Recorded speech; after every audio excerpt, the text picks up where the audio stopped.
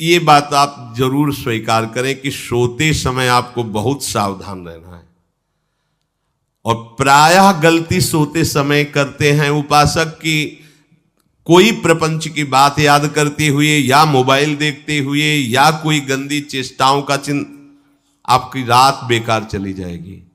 अगर गंदी चेष्टा हो गई तो सुबह भी बेकार हो जाएगी, दिन भी बेकार हो जाएगा, निरुत्साहित हो जाओगे। सोते समय आपको समय नहीं देना व्यर्थ चिंतन का। उसी समय विषय चिंतन होता है, उसी समय विषय भोग की आकांक्षा जागृत होती, उसी समय विषय देखने की इच्छा होती। मोबाइल है तो जिस समय आप अपनी शैया पर जाएं स्विच ऑफ कर दें। उसमें मैसेज घंटी आने का कोई भी रास्ता मत रखें। मान लीजिए आप उपासक हैं भगवत प्राप्ति के, 30-35 वर्ष ये नहीं था तो सब मर नहीं गए थे। और बोले इमरजेंसी, जब इसकी 30-35 वर्ष से पहले इसकी कोई रचना नहीं थी, मुझे लगता है, क्योंकि 30-35 वर्ष में ही इसका विस्तार देखा है। नहीं तो कभी किसी के पास मोबाइल नहीं। कोई बड़े अधिकारी तो इतना बड़ा वो, इतना बड़ा वाला वो ऐसे रखते थे। नहीं तो मोबाइल तो हमें लगता है 30-35 वर्ष। तो फिर इमरजेंसी कैसे चलती थी? कैसे चलती थी इमरजेंसी? और आप ब्रह्मा हो क्या कि इमरजेंसी संभाल लोगे? स्विच ऑफ करो। जो सब इमरजेंसी संभालने के लिए तैयार रात दिन न सोता है, वो हर समय जागृत रहता है, वो हमारा आराध्य देव है। स्विच ऑफ करो, चिंतन लगाओ श्री जी का। ये जो रात्रि के शयन के समय मोबाइल में इधर उधर दृश्य देखने हैं, अपने सर्वनाश का बीज बोना है। मान लो, हमारी प्रार्थना मान लो, ये उस समय मन आपको परेशान करेगा जब कमरे की सिटकिनी अंदर से बंद होगी। सबसे प्रार्थना है रात्रि के शयन के समय। तो बोले फिर ठीक है 10 बजे तक देख लेंगे मोबाइल, इसके बाद शयन के समय भजन कर लेंगे। होगा ही नहीं। क्या तुम देखना चाहते हो? प्रिया प्रीतम के सिवा और कुछ क्या देखना चाहते हो? वो तो सुभग सुंदरी सहज सिंगार है, सहज शोभा सर्वांग प्रति सहज रूप वृषभानुनंदिनी।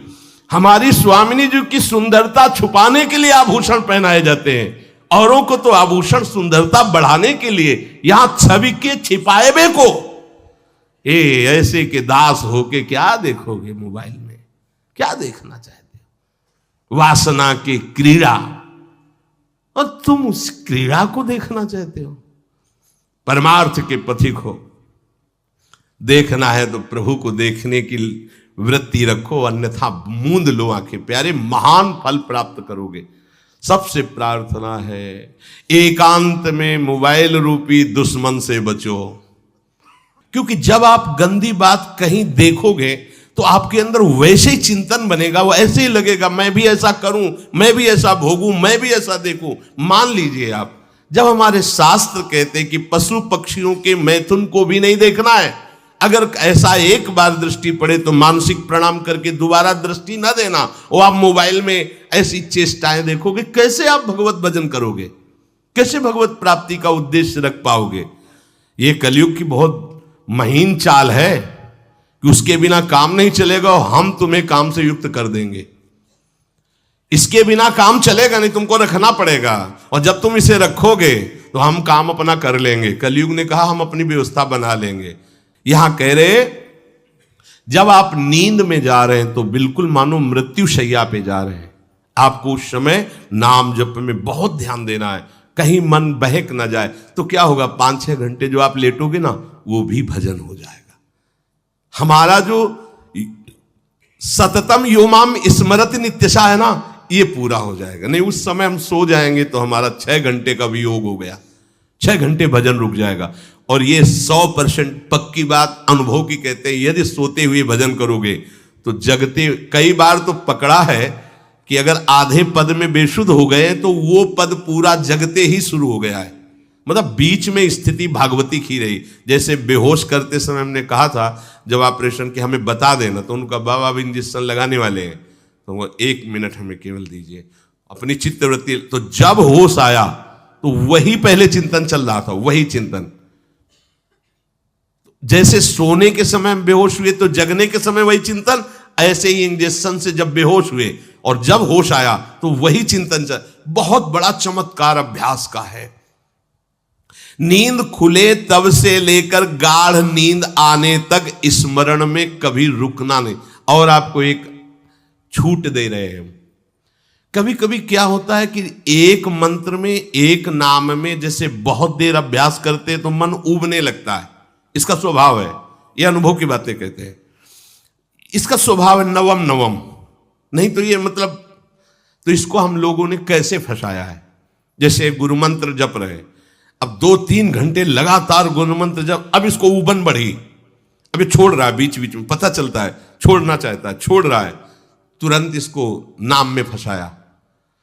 अब थोड़ी देर नाम में चला, फिर उब रहा है, बहुत विचित्र है ये, अब उसको फंसा दिया। उस पीछे की बात अभ्यास के समय, नमामि शमीशान निर्वाण रूपम विभुम व्यापकम ब्रह्मवेद स्वरूपम।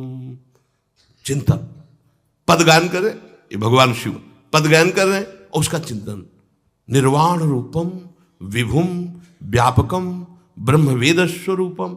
अब अपने यहां अवसर है, सुंदर सुंदर कोई पद गुरु मंत्र जप करते हुए मन जब उबने लगे, राधा वल्लभ श्री हरिवंश, राधा वल्लभ श्री हरिवंश, राधा वल्लभ श्री हरिवंश, इसमें भी उबने लगे, शुरू कर, जोई जोई प्यारो करे सोई मोही भावे, भावे मोही जोई, इसमें भी उबने लगे। सुधा निधि का कोई एक लाइन ले लो, ब्रह्मेश्वरादि सुदुरूह पदारविंद श्रीमत् पराग परमाद्भुत वैभव, ब्रह्मेश्वरादि सुदुरूह छोड़ना नहीं है, तू भाग में नवम नवम दे रहा हूं, नवम नवम। इसको फंसाने के लिए आपके पास अस्त्र हो, जैसे यहां चाकू, यहां पिस्तौल, तलवार, ये वो सब बिल्कुल वीर सजा रहता है, ऐसे ही अपने लोग सजे रहते। छोटा राधा, अब एकदम चिपक गया आके तो कैसे मारे, तो छोटी चाकू है ना वैसे, राधा राधा राधा, थोड़ा दूरी राधा वल्लभ श्री हरिवंश, थोड़ा और दूरी गुरु मंत्र, बड़े बड़े अस्त्र अपने पास रख ले। बहुत भाग रहा है तो फंसा दिया। प्रथम यथावति प्रणव श्री, अब लग पूरा पदगा, पूरा पदगा उसमें लग, प्रथम यथामति प्रणव।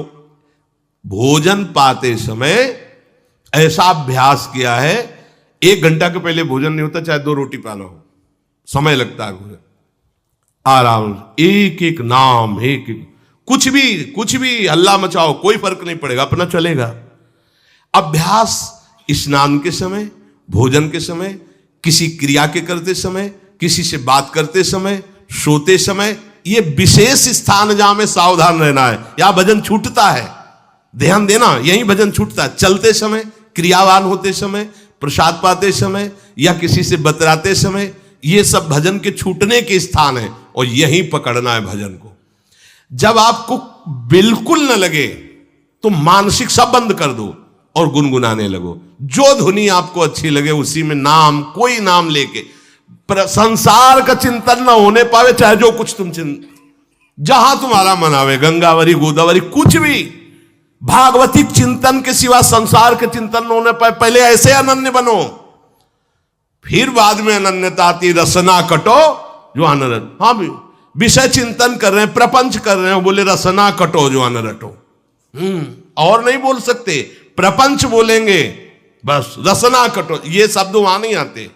पहले हम आपको छूट देते, भक्त चरित्र, भगवान के चरित्र, नाम, कीर्तन, मंत्र, जो भी चाहो, संसार का चिंतन मत होने देना, पहले ये पकड़ो, फिर आगे चल करके जब पवित्र हृदय होगा तब ये निष्ठा आती। रसना कटो जो अन रटो, निरखियन फुटो नयन। मान लो संसार का चिंतन नहीं करने देना है इसको, आप जैसे बने वैसे करो भागवतिक चिंतन। कोई नाम ले लो, कोई मंत्र ले लो, तुम्हें जो प्रिय लगे, हम छूट देते हैं। ये हम नहीं करें कि रसना कटो जो अन रटो, ये बाद की बात है। हमें पहले इसका संसार चिंतन रोकना है। कैसे छूटेगा, कैसे छूटेगा, हमें यह पकड़ना है। नहीं तो निष्ठा की बात, जो हरि नाम जगत त्रिशिरोमणि वंश बिना कबहू, हरिवंश बोलेंगे नहीं, हरि बोलना नहीं है, हरि बोलना नहीं, क्योंकि जो हरिनाम जगत त्रिशिरोमणि वंश बिना, हरिवंश बोलना नहीं है क्योंकि प्रपंच में रति। तो क्या करो, जो तुम्हें प्रिय लगे पहले उसे पकड़ो, ये हम अंदर की बात करें, प्रवचन की बात नहीं कह रहे। मन को फंसाना है हमें। राम कृष्ण हरि जहां लगे इसको लगाओ, पहले इसको फंसाओ, संसार का चिंतन न होने दे। गीता भागवत भक्त चरित्र कुछ भी कहीं भी इसे फंसाओ, पहले संसार का चिंतन न होने दो, फिर लाओ इसको घुमा के निकुंज वाटिका में, फिर तो भागेगा ही नहीं, फिर नहीं भागेगा। अब सीधे निकुंज वाटिका में किसी महाभाग्यशाली गुरु आश्रित का लगेगा, अन्यथा बहुत प्रपंची मन है। आप आश्रय इधर का लोगे, प्रपंच का चिंतन करोगे, बात बनेगी नहीं। चिंतन छोड़ना है हमें, जैसे बने तैसे संसार का चिंतन छूट जाए तो हम विजय को प्राप्त होंगे। ध्यान दीजिए, इस परमात्म तत्व को वही प्राप्त कर पाता है जिसका राग बीत गया है, खत्म हो गया है, वैराग्यवान। ज्यादा परिश्रम नहीं है वैराग्य में, विवेक नहीं होने के कारण हम वैराग्य नहीं धारण कर पाते। हम बाहरी बातों को वैराग्य ले लेते हैं, ऐसा कपड़ा बदल लेना या कपड़ा ना पहनना या लौकी का कमंडल, मिट्टी का पात्र, तो हम अपने को वैरागी। बात यहां नहीं रुकेगी। वैराग्य का इतना ही मतलब नहीं, ये भी एक बाह्य अंग है वैराग्य का, पर वैराग्य का सच्चा स्वरूप है वीतरागा। कहीं कुछ भी अच्छा नहीं लग रहा, कोई भी सुख आकर्षित नहीं कर रहा, लोक लोकांतर की प्रतिष्ठा, मान, सुख, ऐश्वर्य, व्यक्ति, कुछ अच्छा नहीं, राग खत्म हो गया। ऐसा उस अक्षर ब्रह्म को, अविनाशी तत्व को जान पाता है। जगते भयो फिरे बैरागी, जैसी हरिवंश प्रपंच बंच सब ये काल ब्याल को खायो। हालत यह है कि जैसे सांप ने मेढक को पकड़ रखा और मेढक सामने पतिंगा को, कीड़े को पकड़ना चाहता है, उसे यह पता नहीं कि मैं खुद किसी का कवल बन चुका हूं, वो एक झटके में मुझे अपने पेट में ले जाएगा। ऐसे ही हम सब हैं, काल के द्वारा ग्रसित है। काल ने हमें पकड़ रखा है, पर हम भोग भोगना चाहते हैं, हम नाना प्रकार की मान प्रतिष्ठा पाना चाहिए। ये पता नहीं एक झटके में हमारा अस्तित्व ही खत्म हो जाएगा। जिनके अंतःकरण में किसी भी व्यक्ति, वस्तु, स्थान, पद, प्रतिष्ठा का राग ही नहीं रह गया है, उसे कहते हैं वैराग्यवान। वीतरागाः, राग ही नहीं है। जिनका अंतःकरण निष्पाप निर्मल हो चुका है, जिनके हृदय में केवल भगवत प्राप्ति की उत्कट लालसा जागृत हो गई है, ऐसा साधन संपन्न उपासक परमात्म तत्व में प्रवेश पाता है। अध्यात्म मार्ग की ऊंचाई पर वो स्थित हो जाता है। यदि छंतु ब्रह्मचर्यम चरंती, जिनकी इच्छा एकमात्र भगवत प्राप्ति की है, यदि छंतो, तो उनको क्या करना होगा? ब्रह्मचर्यम चरंती, ब्रह्मचर्य का पालन करना होगा। प्रत्येक इंद्रियों का निर्विषय हो जाना वास्तविक ब्रह्मचर्य है। केवल जनेन्द्रिय से ही ब्रह्मचर्य को नहीं लेते। हमारी प्रत्येक इंद्रिय भोगों से रहित होकर भगवत अनुराग में, नेत्र प्रभु को देखना चाहते हैं, त्वगेंद्री प्रभु को स्पर्श करना चाहती है, घ्राणेन्द्री प्रभु के श्री अंग की गंध पाना चाहती है, श्रवणेन्द्री प्रभु के वचन सुनना चाहती है। एक एक इंद्रिय अपने प्रभु में लग गई, अंतर्मुख हो गई, बाहर विषयों का त्याग हो गया। इसे ब्रह्मचर्य कहते हैं। पर प्रारंभिक ब्रह्मचर्य में जनेन्द्रिय का ब्रह्मचर्य अत्यंत आवश्यक है। यदि जनेन्द्रिय जन्य व्यभिचार दोष से युक्त है तो कदापि उसे भगवत प्राप्ति नहीं हो सकती। शुभ गति व्यभिचारी शुभ गति चाहे, असंभव। और भगवत मार्ग में सबसे बड़ा दुश्मन यही व्यभिचार दोष है, काम। इसी से हमारा हृदय मलिन होता रहता है, अंधा बटे और पड़ा चबाए वाली दशा रहती है। कहते हमें 50 वर्ष हो गए। अरे 50 जन्म हो जाए, तुम व्यभिचार करो, गंदी बातें करो, गंदे चिंतन करो, सो समय व्यतीत कर, अनंत जन्म व्यतीत हो गए, भगवत प्राप्ति हुई क्या? 50 वर्ष से भगवत प्राप्ति हो जाएगी क्या? 5 मिनट काफी है भगवत प्राप्ति में, एक बार नाम काफी है। वो स्थिति तो लाओ। बार बार बहिर्मुख वृत्तियों के द्वारा विषयों में सुख बुद्धि कर लेने से हमारा सारा का सारा अध्यात्म चिंतन बदलता रहता है, इसलिए लाभ नहीं मिल पाता, एक रस चिंतन नहीं रह पाता। बार बार विक्षेपी विषय करते रहते हो, हम सहते रहते हैं और भोगते रहते हैं। एक बार तो हिम्मत करके उठो, अब लो नशानी अब ना नशई हो, एक बार तो दृढ़ बनो। बस मन के अनुकूल चलने की बात को तुम्हें रोकना होगा, तभी तुम्हारे अंदर यदि क्षंतो, ऐसी इच्छा जागृत होगी। पक्का पक्का ऐसा ही है, जब हम किसी विषय के वेग को सहते हैं, विषय नहीं भोगते हैं, तो मन बहुत जलाता है। उस जलन में फिर एक ही बात होती है, बस भगवत प्राप्ति हो जाए, झंझट खत्म हो जाए। कब तक हम इसमें चलेंगे? एक बार भगवत, वो जलन हमको भगवत प्राप्ति की इच्छा प्रकट करती है। अपने लोग क्या करते हैं, जलन को मिटाने की कोशिश करने लगते हैं, तो भगवत प्राप्ति की इच्छा क्या, भोग प्राप्ति की तृष्णा जागृत हो जाती है। भोगे हुए भोगों को बार बार भोगने की इच्छा का नाम तृष्णा है। बाहर और भीतर से कोई सहयोगी नहीं, जल रहा है उपासक, तब रास्ता निकलता है भगवत प्राप्ति का, तब इच्छा प्रकट होती। अब नहीं, बहुत जल लिया, अब तो केवल प्रियाजू के समीप जाना है, अब तो प्रभु के सानिध्य में रहना है, नहीं इन भोगों की जलन में जलना है। पर यहां तक पहुंचने के लिए जलना होगा, तभी लिखा सहित सहित बाढ़ है भगति तास्तितिक्षस्व भारत, क्योंकि आगमा पाइनो अनित्यास, ये नाशवान काम क्रोध आदि तुम्हें प्रेरित करेंगे, तुम इनके वेगों को सह जाओ, ये स्थायी नहीं है। आगमा पाइनो है, आने जाने वाले हैं, और ये सहन करने से नष्ट होते हैं, भोगने से बढ़ते हैं। यदि क्षंतो, अगर भगवत प्राप्ति की इच्छा है तो ब्रह्मचर्यम चरंती, ब्रह्मचर्य का पालन करना ही होगा, इसमें कोई गुंजाइश नहीं, क्योंकि आप चल ही नहीं सकते। ध्यान से सुन लो, ये मनोरंजन का मार्ग नहीं है, इसमें मन ही मार तनहारिक वृंदावन में गाज, इसमें मन मारना होगा। प्रायः ये मन को दुलार करने वाले लोग कभी भाग्य से सत्संग में भी आ जाते हैं, कभी श्री विग्रह के दर्शन करने भी मंदिर पहुंच जाते हैं, कभी तीर्थ याटन भी करते हैं, पर इनका कोई लक्ष्य नहीं होता। आज सुन लिया सत्संग, बढ़िया है, लक्ष्य नहीं होता। यहां लक्ष्य वालों की बात हो रही।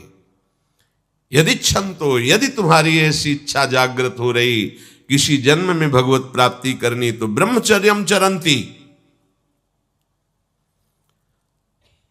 आप सच्ची मानिए, जिसके निकालने में तुमको सुख की अनुभूति हो रही, उसको रोकने में कितनी सुख की अनुभूति होगी। उन्मत्त हो जाओगे, बहुत जल्दी आपके सारे के सारे करण भगवदाकार होने लगेंगे यदि आप ब्रह्मचर्य का पालन करेंगे। शरीर स्वस्थ, हल्का, मन प्रसन्न, नींद आदि पर विजय, कितने गुण ही गुण। और ब्रह्मचर्यहीन आलस्य, प्रमाद, भोगों का चिंतन, मन का डिप्रेशन में पहुंचना, कमर में दर्द, टांगों में दर्द, सर में दर्द, घबराहट होना, बिना किसी कारण के मन भयभीत हो रहा है, भोजन अपच हो रहा है, बिना किसी प्रक्रिया के वीर नाश हो रहा है, बिना किसी प्रक्रिया के। काहे को मृत्यु स्वयं स्वीकार कर रहे हो, ये मृत्यु है। चाहे भगवान दत्तात्रेय जी बोल रहे हैं या भगवान कपिल देव जी बोल रहे हो, जब उपासक को संबोधन करते हैं भगवत प्राप्ति के लिए, तो कहते हैं कि इस भोग वृत्ति को साक्षात मृत्यु रूप देखो, ये मृत्यु है तुम्हारी। जब शरीर राग त्यागना है तो तुम शरीर से भोग भोगोगे तो आसक्ति शरीर की पुष्ट होगी, आसक्ति भोग सुख की पुष्ट होगी, है नहीं। कितने दिन शरीर रहेगा, कितने दिन भोग रहेंगे।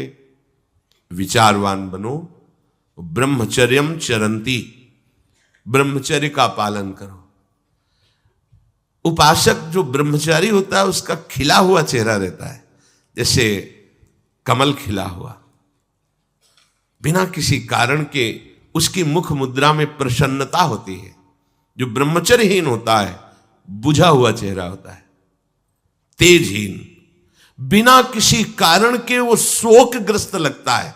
बैठा है, आपको लग रहा है शांत है, लेकिन आप चेहरे को देखो, वो एक शोकग्रस्त है, कुम्हलाया हुआ चेहरा, अशांत चेहरा। मुख प्रसन्न, तन तेज विराजा, यह है ब्रह्मचर्यम चरंती, भगवत आराधन संपन्न उपासक का। जैसे आग में पैर रखते हुए कोई चले तो कैसे चलेगा, ऐसे ही ब्रह्मचारी की पहचान है। इतनी स्फूर्ति उसके अंदर होती, जैसे आग में चलने वाला पूरा पैर नहीं रख पाएगा, अगला कदम रख देगा क्योंकि ताप लग रहा है, ऐसे उसकी स्फूर्ति होती पैरों में। उसकी आंखें एकाग्र रहती है, चंचलता इधर उधर या बार बार झपकना यह विषयी पुरुष का लक्षण है। बार बार पलक झपकना यह विषयी पुरुष का लक्षण है। इधर उधर ताक झांक चंचलता, ऐसा बैठे तिनका तोड़ रहा है, अजपा जाप उसी का चलेगा, सत्य बोलने वाले का। ये जब उतरे हैं भगवत मार्ग में तो झूठ काहे को बोले भाई, काहे को झूठ बोले। लेकिन झूठ का तो ऐसा राज्य हो चुका है जबान पे, मतलब समझे में नहीं आता कि हम झूठ बोल रहे हैं। और झूठ में कलयुग का वास है, असत्य, इसमें कलयुग का वास है। इसीलिए प्रायः सबकी वाणी से झूठ निकलता है। झूठे ही लेना, झूठे ही देना, झूठे ही भोजन, झूठ चबेना। तो कम से कम और भूले तो भूलो तुम जिन भूलो मालाधारी, अरे भगवत पार्षद तुम क्यों भूल रहे हो कि तुम सत्य स्वरूप भगवान की आराधना करते हो। प्रेम पूर्वक जप करना, समदर्शित्व भाव लाना। अजपा जाप 24 घंटे होता है श्वास के साथ पहले।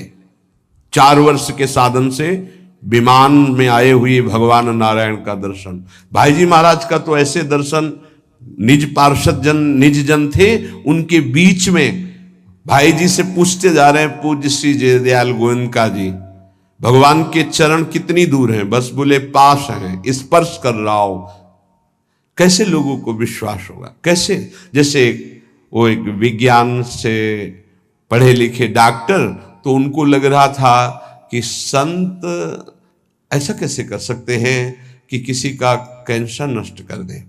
जैसे उनको लग, पूज्य राधा बाबा के प्रारब्ध को भाई जी ने अपने शरीर पर लिया। देखो, नाटक करना अलग बात है, सिद्ध संत जन करुणामय होते हैं। कल फिर बताया था, उन्होंने अपने प्रारब्ध जो भजन साधन से एकत्रित किया हुआ उनको दिया, प्रारब्ध अपने ऊपर ले लिया, अपनी टांग कटा ली उनका कैंसर। भाई जी अस्पताल में भर्ती रहे राधा बाबा के प्रारब्ध को लेकर के। इन संतों की महान उदारता और महिमा को कैसे कोई जानेगा। ये अजपा जाप में बड़ी सामर्थ्य है। इसमें क्या होता है कि जपना नहीं होता है, पर यहां तक पहुंचना कठिन है। पीछे बताया गया था कि इतने समय तक अगर आप वैखरी से भजन करें, परसों ही शायद चर्चा हुई थी, फिर आपके कंठ से चलने लगेगा, फिर आपके हृदय से चलने लगेगा, फिर नाभि से चलने लगेगा। ये श्वास पर अभ्यास किया जाता है। ऐसा जैसे आवाज ना निकले पर आप गुनगुनाओ, नाक की वायु को अंदर से काटते हुए नाम के द्वारा, बस आवाज नहीं निकल रही, वो क्या चल रहा है श्वास में। हमने नारायण शब्द का अभ्यास किया। नारायण स्वामी जी कह रहे, जो हमें गुरुजी ने दिया, नारायण नारायण। 24 घंटे इसका अभ्यास करते करते रोम रोम आनंद से भर गया और नारायण शब्द स्वाभाविक चलने लगा। अजपा जाप बहुत जल्दी भगवत साक्षात्कार कराता है, करता नहीं रहता जाप का, और जाप होता है। भोरी सखी जी ने भी कहा, नाम श्वास दो बिलक चलत है, इनको भेद नमो को भावे, श्वास ही नाम नाम ही श्वासा, नाम श्वास को भेद मिटा। बहुत जो चाहोगे प्राप्त हो जाएगा। ये रुपया पैसा संसार की भोग सामग्री, ये तो तुम्हें कोई देगा भी तो तुम्हारी इच्छा नहीं होगी, आसक्ति नहीं होगी इनकी तरफ। ब्रह्मादि के भोग सब विषम लागत ताई, नारायण ब्रज चंद की लगन लगी है जाई। अजपा जाप को निरंतर चलाने के लिए एकांत में भगवान की कुछ स्तोत्र और प्रार्थना है, उनको गाइए और रोइए, प्रभु से प्रार्थना कीजिए, क्या मुझे अजपा जाप दे दीजिए, निरंतर भजन दे दीजिए, वो दे देंगे। हमने संतों से सुना है कि भगवान भजन मांगने की बात को बड़ी जल्दी पूरी करते हैं, कि मुझे अखंड भजन दे दीजिए, हृदय से जब चाहोगे तब। वो अंतर्यामी है, वो आपके अंदर बैठे देख रहे हैं। भगवान मुझे भजन दे दिए, और आपके चल रहा विविध भोगों की, तो पहले उन भोगों को नष्ट करेंगे या पूर्ण कराएंगे, तब आखिरी बातें आएगी। जब विभीषण जी श्री भगवान के सन्मुख गए तो भगवान ने सबसे पहली बात पूर्ण की, जो लंका में चलते समय भाव आया था कि भगवान के चरणों का आश्रय लेकर उनके बाहुबल से इस रावण का विनाश करके जिस सिंहासन पर बैठकर इसने लात मारी, यहीं बैठूंगा आके।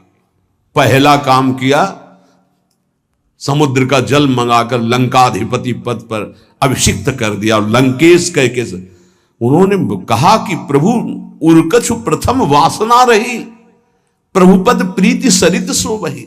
प्रभु आपके चरणों के दर्शन से कोई कामना नहीं। तो भगवान कहते नहीं, पहले कामना की थी उसकी पूर्ति ले। हम भगवान से भजन मांगेंगे, साथ में नाना प्रकार की वासनाएं हैं, तो इसीलिए जब बहुकाल करी सत्संगा, सत्संग सुनते सुनते ये दिमाग में बैठ जाता है कि भोग वासनाएं कामनाएं ये हमें फंसाने वाली हैं, हमें नहीं चाहिए। जब आपके अंदर से उदासीनता आएगी तब भजन की मांग पूरी हो जाएगी। कभी कभी भगवान का गुणानुवाद करके एकांत में रोया करे साधक। कभी रोना आता है अपने इंद्रिय और मन के विलास की पूर्ति ना होने पर। इतने मोटे मोटे आंसू गिरते, तब लगता है कितने कीमती आंसू कितने घटिया जगह में गिरा रहे हो। अरे इन्हीं से प्रभु को खरीद लेते हैं। अगर उनके लिए रो देते तो इतने करुणामय है वो कि आपको आभास होने लगता।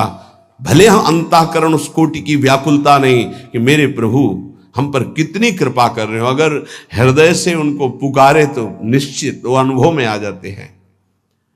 छोटी छोटी बातों में लोग रो देते हैं, ऐसे रो देते हैं, मोटे मोटे आंसू चल रहे बात में ऐसे, और प्रभु की चर्चा हो जाए घंटों, कोई फर्क नहीं पड़ेगा। ये तो आश्चर्य लगता है।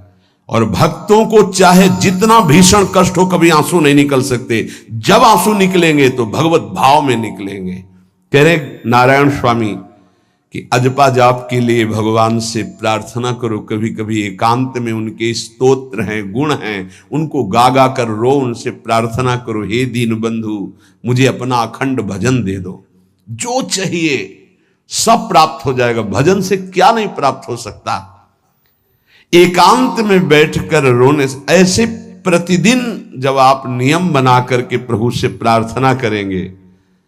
मीराबाई जी ऐसा ही करती थी, रात्रि में गिरधर से बात करती थी, प्रार्थना करती थी। नारायण स्वामी जी कह रहे हैं उपासक ये बिल्कुल ध्यान रखे, यदि नाम सिद्ध करना है तो झूठ बोलना शपथ पूर्वक त्याग दे। झूठ नहीं बोलूंगा, सत्य बोलना इस अजपा जाप के लिए निहायत जरूरी है, निहायत जरूरी है। प्रार्थना है, काहे को मलिन करे जिह्वा। जब हम भगवत मार्ग में चल रहे तो ये याद भूल जाती है हमें कि हमें सत्य ही भाषण करना है, असत्य नहीं बोलना। ये हमें भूल जाते हैं क्यों भूल जाते हैं? क्योंकि माया का ऐसा प्रभाव। अगर हम भजन के प्रेमी हैं, भजन बढ़ाना चाहते हैं, तो हम झूठ क्यों बोले? सारे जगत में जो भी तुम्हारे सामने आवे, दृष्टि से उसको जरूर देखकर एक बार प्रणाम करो, मेरे प्रभु इस जीव जंतु के रूप में, जड़ के रूप में, चैतन्य के रूप में। इससे तुम्हारे हृदय में पवित्रता बढ़ेगी, अजपा जाप चलने में सहायक होगा। सत्य बोलना, भगवान से एकांत में रोकर प्रार्थना करना, सबके प्रति भगवत भाव रखकर प्रणाम करना, जिससे तुम्हारा कहीं दोष दर्शन नहीं होगा। किसी के मन को दुखाने वाली कभी बात न कहे, किसी को दुर्वचन न कहे, किसी का वैर भाव अपने हृदय में स्वीकार न करे। ये साधन मैंने स्वयं किया है नारायण की कृपा से। इस दास को वेदांत का भी पूरा ज्ञान है और भक्ति मार्ग का भी, दोनों का आखिरी भाव समदर्शिता है, चाहे भक्ति से चाहे ज्ञान से। सब में ब्रह्म देखना, सब में वासुदेव देखना, सब में इष्ट देखना। भक्ति विषय में भजन और ज्ञान विषय में नारायण, ये दोनों बात भक्त में होनी चाहिए।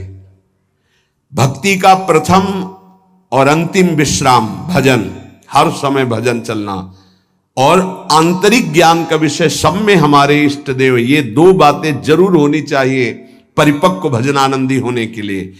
अगर भगवान की प्राप्ति करनी है तो ये दो बातें बड़ी जोर की है, भजन निरंतर और जिसके भी सानिध्य में आए उसमें भगवत भाव करना। मेरे नारायण ने मुझसे कहा, वो फरमाया कि उनके पीछे पीछे मैं चलता हूं जो मेरे ऐसे भजन करने वाले भक्त होते हैं। और श्री कृष्ण चंद्र जी ने दयालुता में भागवत में कहा, अनुब्रजाम में हम नित्यम पूयत्यंगुरेण भी। मुझे बहुत रोना आता है बात सुनकर के कि दास की चरण रज के लिए स्वामी पीछे पीछे डोलता है। किस भक्त के पीछे? जो दो बातें यहां कही, जो निरंतर नाम जप करता है और सब में भगवत भाव रखता है। तो भगवान नारायण ने नारायण स्वामी से कहा कि मैं उसके पीछे पीछे डोलता हूं कि उसकी चरण रज मेरे ऊपर पड़ जाए। और भगवान श्री कृष्ण चंद्र जी ने कहा, निरपेक्षम मुनिम शांतम निर्वैरम समदर्शनम। निरपेक्ष, जो किसी की अपेक्षा नहीं रखते, किसी से कोई संबंध नहीं, स्वार्थ का। मुनिम, जो निरंतर मंत्र का, नाम का मनन करते रहते हैं। शांतम, हर द्वंद्व की प्रहार स्थिति में वो शांत रहते हैं, विचलित नहीं होते। निर्वैरम, कोई उनसे वैर करे तो भी वो उससे वैर नहीं करते। और समदर्शी, सब में अपने इष्ट को देखते। ऐसे संतों के पीछे में, भगवान कहते हैं, उनकी चरण रज लेने के लिए हर समय पीछे पीछे रहता हूं।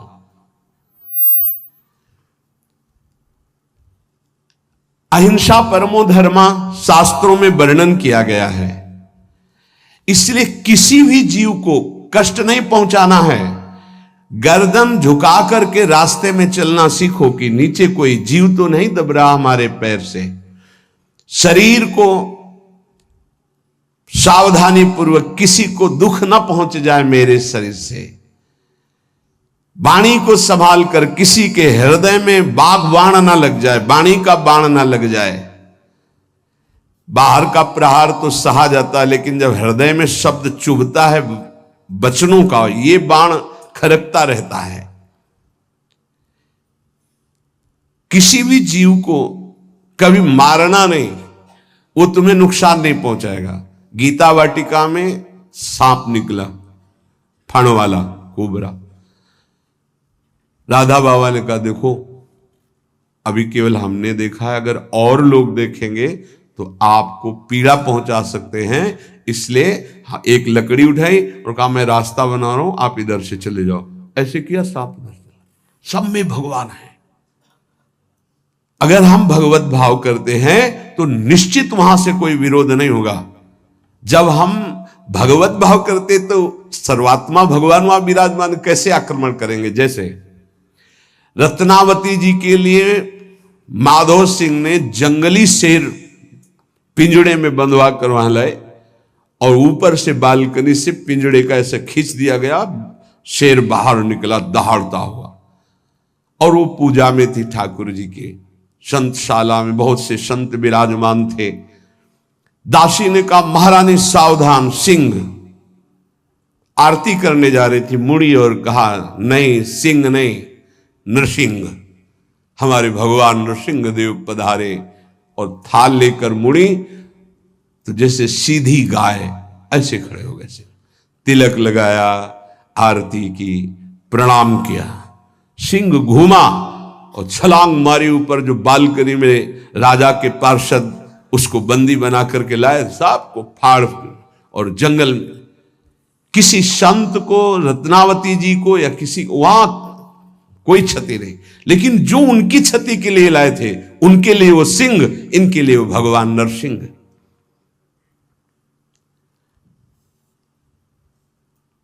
यथा योग्य दूसरे की सहायता करना, ये अपने भजन को बढ़ाने के लिए अत्यंत आवश्यक है। नारायण स्वामी जी कहते हैं, साधु क्या सहायता करेगा? मान लो जो अकिंचन है वो क्या सहायता करेगा? तो विद्या दान सबसे बड़ा दान है। तुमने जो शास्त्रों में स्वाध्याय किया है, जो अनुभव किया है, वो दूसरों को दो। जो अधिकारी है, जो दैन्य है, जो सुनना चाहता है, उसे जरूर सुनाना चाहिए। जो विद्या का दान करता है, भगवान का भजन बहुत सहजता से होने लगता है। दूसरे को भजन में लगाने की बात, इसीलिए जैसे आप गृहस्थ में हैं तो आप अपने परिवार के छोटे बच्चे बड़े सब 5 मिनट आप राधा राधा कहिए, आप 10 मिनट भजन कीजिए, आप स्वयं कीर्तन कीजिए, पूरे परिवार को सुनने को मिले, बहुत लाभ मिलता है।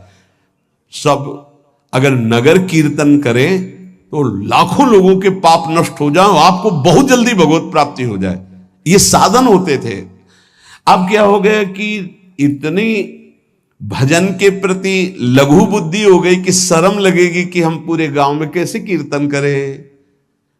जो शर्म लगने वाली बातें, उनमें शर्म नहीं, नाम जप में शर्म लगेगी कि हम 10 लोग मिलकर नगर कीर्तन करें। पहले ऐसा था, प्रातः 4 बजे गांव के 10-20 लोग बड़े बूढ़े मंजीरा लेकर, ढोलक लेकर के आसपास गांव में फेरी देते थे, जिसे प्रभात फेरी कहते थे, और वो नाम कीर्तन करते हुए कितनी सुंदर प्रथाएं थी। शाम के समय रामायण या भागवत की कथाएं, कोई जो पढ़ा लिखा है वो सुना रहा है, 10, 20, 50 ऐसे आसपास के घरों के लोग बैठकर भगवान की चर्चा सुन रहे हैं। ये जरूर करना चाहिए, जो भजन के लिए बहुत उत्साह बढ़ता है। ध्यान करते समय, भजन करते समय मन तुम्हें घुमा घुमा कर माया में फंसाएगा। नारायण स्वामी का अनुभव, तुम्हें उसको घुमा घुमा के भजन में लाना है, ये युद्ध करना है। मन ने जो मांगा वही हम देने के लिए तैयार हो जाते हैं। ध्रुवदास जी कहते हैं, मन अब तक तूने जो कहा मैंने किया, मैं जो कहता हूं तुम्हें करना पड़ेगा। थोड़ा तो हिम्मत लाओ मन से लड़ने के लिए, और किसी से लड़ने की जरूरत नहीं। मन को जीत गए तो सच्चे गुरु बन जाओगे। मन को जिसने चेला बना लिया वही सच्चा गुरु नहीं। मन के सब चेला हैं, कोई बिरला ऐसा है जो मन को अपने शिष्य बना ले। बहुत ध्यान दीजिए, लाखों बार प्रश्न आते हैं ये। मन जब तुम भजन में बैठोगे तो घुमा घुमा कर माया में मारेगा, आपको वहीं गिराएगा। तुमको ये करना है कि उसे घुमा घुमा कर नाम में लाना है। चल राधा राधा राधा, तेरी एक बात नहीं सुनेंगे। इस साधन के करने से मन की शक्ति जो विषय भोगों में फंसाने वाली है वो कम हो जाती है। ध्यान दीजिए, बड़े अनुभवी महात्मा है नारायण स्वामी। बार बार जब आप अपने मन को संसार की तरफ जाते हुए से घसीट कर नाम में लाएंगे तो कमजोर पड़ जाएगा और वो तुम्हारे अधीन होने लगेगा। मन जिसने अधीन कर लिया वो साक्षात भगवत स्वरूप हो जाता है। मन मारिया तन बस में की ना, हुआ भरम सब दूर। बाहर से कछ देखत नाही, अंदर चमके नूर। आपो त्याग जगत में बैठे नहीं किसी से काम, उनमें तू कछु अंतर नाही। संत कहो चाहे राम, वो भगवान का स्वरूप हो जाते हैं। मन की प्रत्येक स्फुरणा पर ध्यान रहे, वो तुम्हें संसार की तरफ घुमा घुमा कर मारेगा, तुम्हें घुमा के नाम में लाना है। ये साधन तुम्हें अजपा जाप में स्थित करेगा। मन रूपी दर्पण को साफ करना है। जो जो वासना आवे उस वासना को नहीं भोगना है, इससे मन रूपी दर्पण साफ हो जाएगा। जैसे जैसे तुम वासनाओं को भोगते हो वैसे वैसे मन के ऊपर परत चढ़ती चली जाती है मल की, और जैसे जैसे तुम वासनाओं को नहीं भोगते हो तो मन निर्वासनिक होता जाता है। भोगने से सुख नहीं मिलेगा, ना भोगने से सुख मिलेगा। भोगने से शांति नहीं मिलेगी, ना भोगने से शांति मिलेगी। त्यागात् शांतिरंतरम। अब बहुत बुरा बैठ गया है ये हमारे हृदय में कि हमारे मन में जो आए वो भोग मिल जाए, हम सुखी। बड़ी कृपा। बोले जब से भजन शुरू किया बड़ा चमत्कार, जो चाहते हो जाता है। दुर्भाग्य, ये कोई सौभाग्य है? जो मन चाहे वो पूर्ण हो जाए सौभाग्य नहीं है। फिर वो तुमको अधीन करके जो तुम नहीं चाहोगे वो भी करवा लेगा। सौभाग्य है कि मन जो चाहता है वो हम नहीं करते। जो शास्त्र में लिखा है, गुरु आज्ञा, वही मन की बात मानते हैं। अभ्यास करते करते वासनाएं कम होने लगती, फिर वासनाएं नष्ट हो जाती, फिर स्फुरणा ही नहीं होती, अजपा जाप प्रारंभ हो जाता है। विक्षेप यही वासनाएं पहुंचा रही भजन में। भजन से जो महासुख मिलता है तुम्हें कैसे बताऊं। नारायण स्वामी कह रहे हैं, मन को वश में करने पर जो सुख मिलता है वो ब्रह्मा को भी सुख नहीं है। अब आप सोच लीजिए, मन के अधीन होने पर दुर्गति तो सब देख रहे हैं, लेकिन मन को वश में करने पर जो सुख है वो परमेष्ठी पद ब्रह्मा में भी नहीं है। इसीलिए भक्त कहता है, न पारमेष्ठ्यम न महेंद्र धिष्णम। नहीं चाहिए देवराज इंद्र का पद या ब्रह्मा का पद। ऐसा सुख स्वयं मिल गया क्योंकि मन अधीन हो गया। इसलिए इस दास ने स्वामी नारायण की कृपा से इस मन को अधीन किया। नेत्रों से जलधारा बहने लगी और हर समय नारायण की छवि नेत्रों में बस गई, और जिह्वा ने प्रबल रूप धारण कर लिया। नारायण नारायण नारायण नारायण। अभी जिह्वा प्रबल रूप, समोसा चटनी ये वो कैसे नाम मीठा लगे। राधा नाम सुधा रसम, पानी आया मुंह में? नहीं। राधा नाम सुधा रसम, पानी आया मुंह में? नहीं आया। वह भी गरम गरम समोसा चटनी ये या अमुक चीज या अमुक, मुंह में पानी आ जाएगा, क्योंकि हमारी जिह्वा का स्वाद बिगड़ गया। बोले हमारी जिह्वा प्रबल हो गई। किस बात में? रुकी नहीं रही। राधा राधा राधा राधा, जैसे राधा बाबा की। नारायण स्वामी जी कह रहे नारायण नारायण नारायण। हमने इसको कैसे वश में किया? बाजार में जाता, मिठाई की दुकान के सामने खड़े होता, और जो सब चीज दिखाता, और फिर कहता नारायण नारायण नारायण, कुछ नहीं मिलेगा। चलो फल की दुकान में जाता, जगह जगह इसको हर चीज दिखाया, कुछ नहीं दिया। ये हमको जलाया, वो हम नारायण नारायण के द्वारा इसको शांत किया।